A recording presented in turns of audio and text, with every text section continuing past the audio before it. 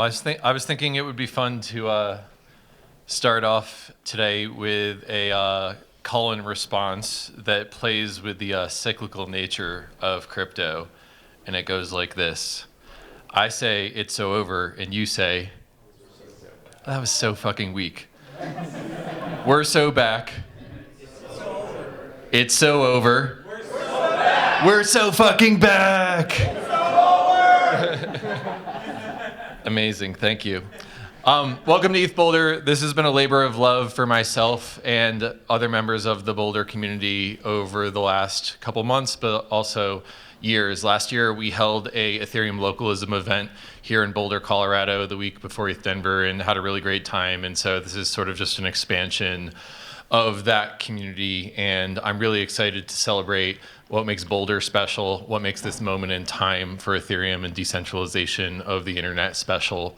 And so we're putting together an experiment that we're calling ETH Boulder that is a celebration of each other and a celebration of where we are now. And I'm really excited to be holding it at 5,000 feet elevation here in Boulder, Colorado. Boulder, Colorado is just such a special place to me because of the mountain energy here. We've got nature right next to downtown.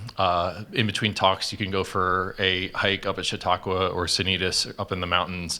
There's a university, so there's a lot of sort of like engineer builder energy in Boulder, Colorado. There's a good health scene. We were one of the first places in the country to legalize marijuana, if you're into that.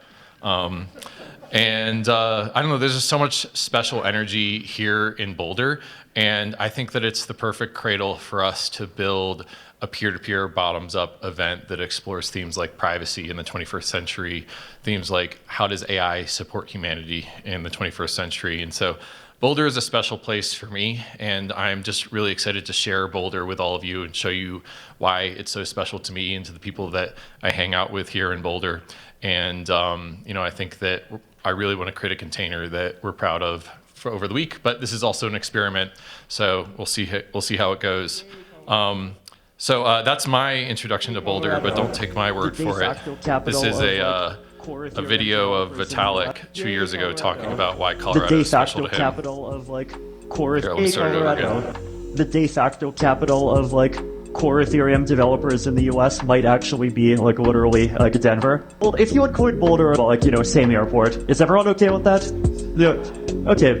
Like, I actually think Denver plus Boulder, I'll just call it Dolder. It's like a really underrated city. There's like a lot of really cool stuff, a lot of people with really fascinating ideas. And, unlike like Miami and Austin that kind of get hyped a lot. So, it's a lot to be proud of here. So, yay, Colorado.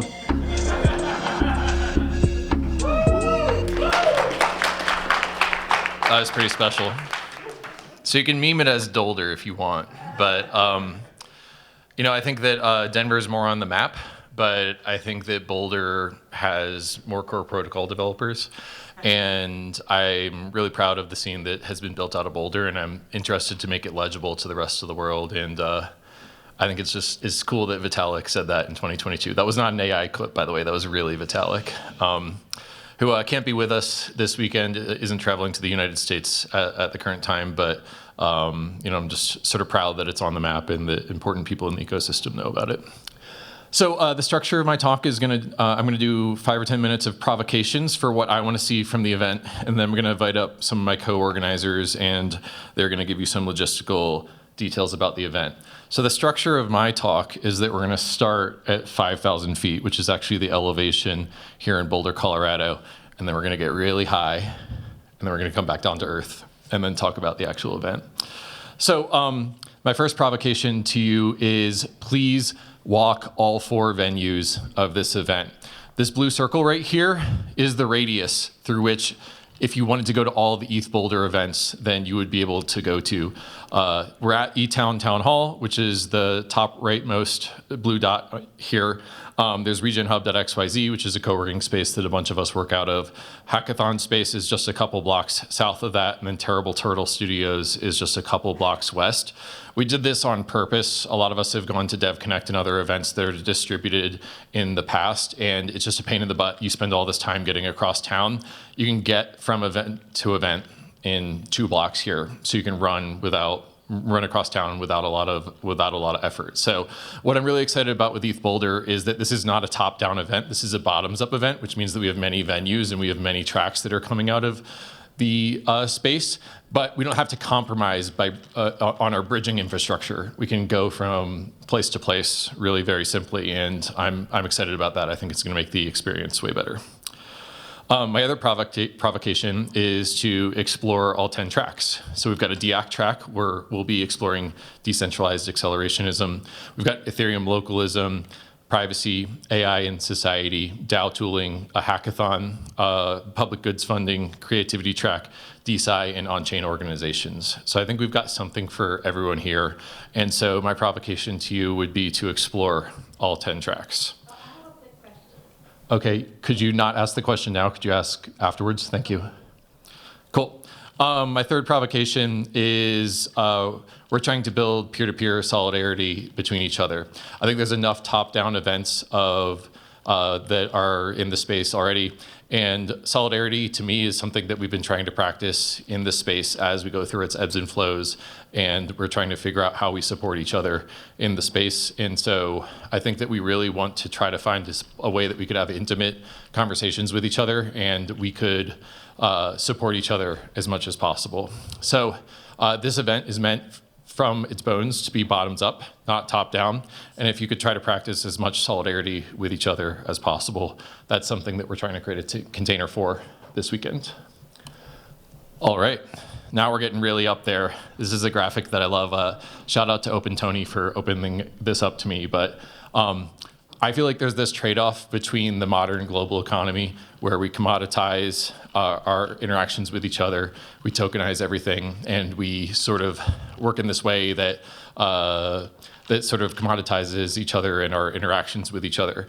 And I think that what we're trying to build here in Boulder is something a little bit different, something that's a little bit more of a sacred economy in which we're building allyship, we're using modern world tools, things like AI and privacy to support each other in a bottoms-up way.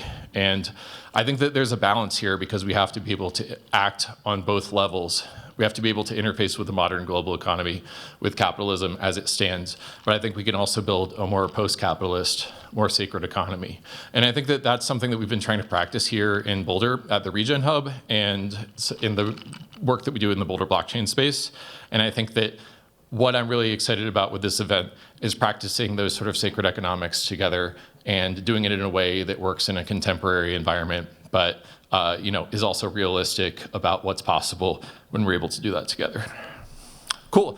And then as we're sort of peaking here, as we're getting up in our elevation, I think that my last provocation to you all is if ETH Boulder was to become a DAO, how could we launch a DAO that recognizes that sacred economy and that peer-to-peer solidarity with each other, and what could be accomplished together if we were actually to build a bottoms-up event DAO that is transparent about its finances and has delegated its governorship to its members. And so there's going to be a session on Saturday in which we talk about how we use technology to accelerate Boulder and how we're able to build this proto-DAO together. So this first year, we've run it.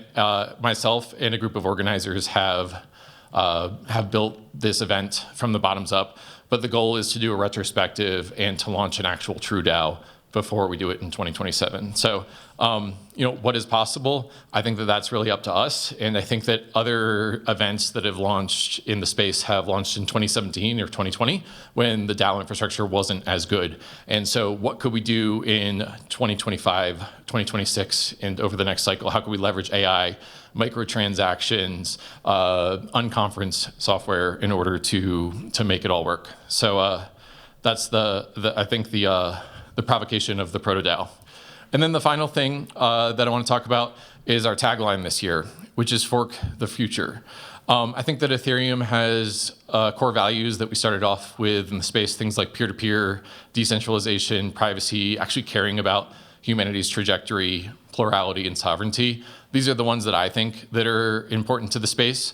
And I think that I feel and other people feel that we've kind of gotten away from that as we've evolved in the space. And in what ways could we build forkability into this event so that you could actually have the event that matters to you as much as possible. So in a lot of ways, forkability is built into the event from the top down. And we actually have an app that's going to allow people to propose their own sessions and to make the event happen in a way that is completely forkable top to bottom. So there's unconference sessions in which you're able to propose your own sessions. If you don't see something that you want to see in the event, then you're going to be able to propose it through the app.